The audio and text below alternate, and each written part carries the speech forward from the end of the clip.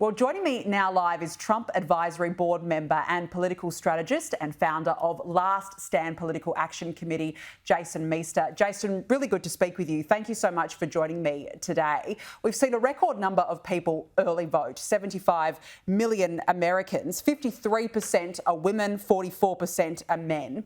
If men don't get out and vote today, is it all over Red Rover for Donald Trump? I mean, how much are the Republicans relying on the male vote to get Donald Trump over the line?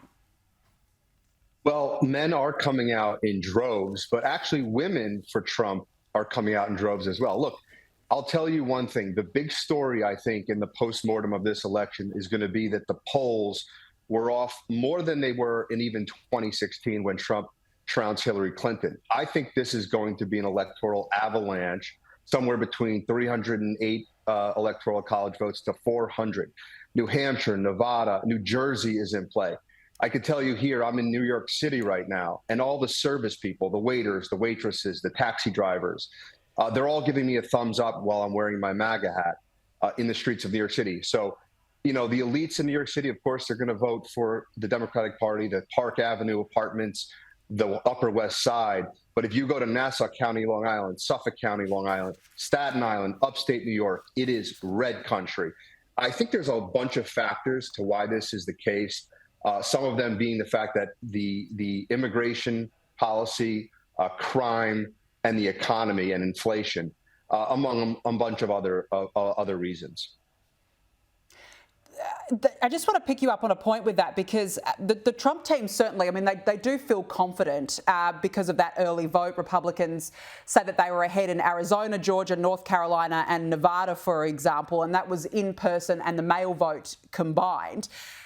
On the other hand, though, I mean, the Democrats would be banking really for a huge voter turnout today to try and get them over the line. Is that in play? Does that concern the Republicans? Not really. I mean, look, remember, historically speaking, Republicans turn out on Election Day. That's when they vote in droves. And what happened here is that Donald Trump and the Republican Party pushed early voting this election cycle, given how it looked, the early voting looked in 2020.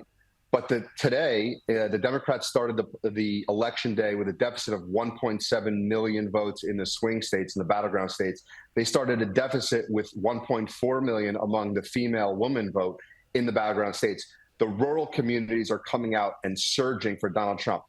I think there's a couple of things going on here, not just the policies that I talked about earlier, immigration, crime, and the economy being the three major factors this election cycle, given how bad Biden and Kamala has handled those issues.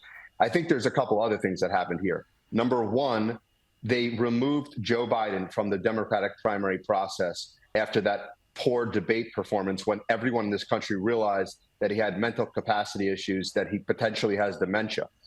They then replaced him with a candidate who can't string a coherent sentence together, Kamala Harris, who is his vice president. So they replaced him with a candidate who owns every failure of the Biden-Harris administration. The last thing I was going to mention to you is the illegal, unconstitutional lawfare that Democrats threw at Donald Trump in the months leading up to this election is very un-American. And the American people, every color, every creed, are disgusted with the way that the Democrats have handled their opposition, their political opposition. Also, there's one other thing. The hidden Trump vote, I think this election cycle is significant. Why?